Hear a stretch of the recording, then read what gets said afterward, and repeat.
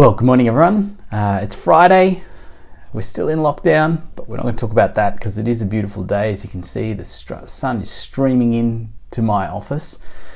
And I want to continue our reflections on servanthood in the scriptures. And I'm going to turn to the book of Isaiah, the Old Testament book. We've spent a bit of time reflecting on it over the past few weeks.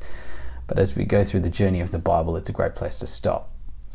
One of the things we hate are people who have a lot of privilege, but they waste it, don't they? Who are given lots of talent or opportunity, but don't take advantage of it. I think we often feel this sense of regret or disappointment in professional sports people. These are often young men and women who, because of the sacrifices perhaps of their parents or just the innate skills and gifts that they've been given, can succeed. But very often we hear of one or two or a group of them who fail quite significantly, not just on the sporting field, but in life. It seems like such a waste, doesn't it? Such a disappointment. Well, as we turn to Isaiah, we're introduced to two servants.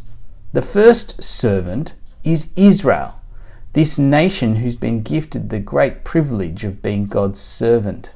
They're spoken of in very glorious ways in the early chapters after Isaiah 40. But they too waste the opportunity. Read these words with me from Isaiah 42. Hear you deaf, and look you blind, that you may see. Who is blind but my servant, or deaf as my messenger whom I send? Who is blind as my dedicated one, or blind as the servant of the Lord? He sees many things, but does not observe them. His ears are open, but he does not hear. It's a tragic account of Israel, who's been gifted the opportunity of hearing and knowing the Lord and being a great and glorious light to the nation, but has failed. In fact, the unfortunate truth is that Israel's story is often our story. We have been gifted the wonderful opportunity of knowing the Lord and the glory of the gospel, and yet we do fail. We too are meant to be a light to the people around us. But for whatever reason, at times our life is nothing like a light, is it? And we might have a sense of having failed in this central task of a servant of the Lord, to be a light to the nations. But hear this. This is what happens in Isaiah. It's extraordinary, actually. Another servant comes up. And we read of this servant in a number of chapters, including, of course, that famous section in Isaiah 52:13 through to 53:11. This is how Isaiah 52:13 starts. Behold, my servant shall act wisely. He shall be high and lifted up, and shall be exalted.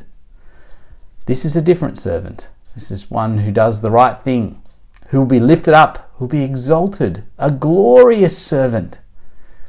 Well, we think finally a servant who knows their glory, who knows their standing, who will really live it up like a professional sports person, who really takes advantage of their position, who really succeeds, who really kind of breaks the records, the Ariana Titmus, so to speak, of servants, glorious and lifted up.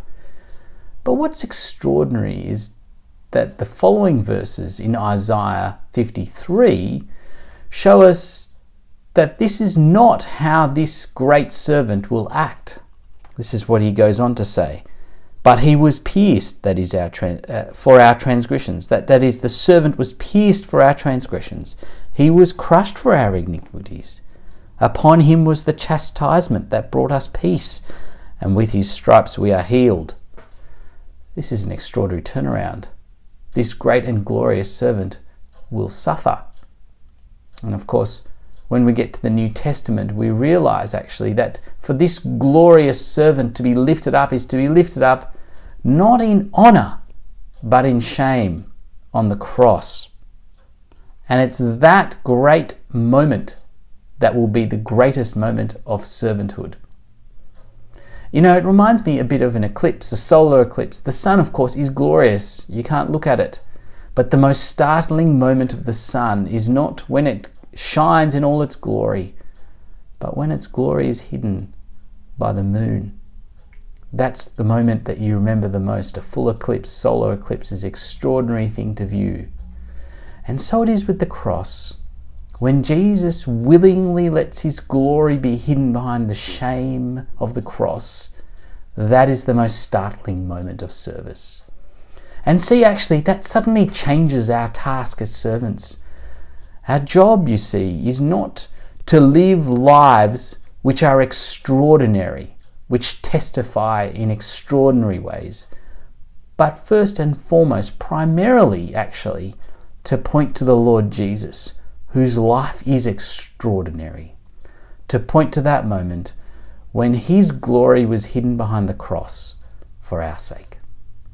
I hope you'll take that into practice this week and think of those people who need to see the extraordinary glory of the cross.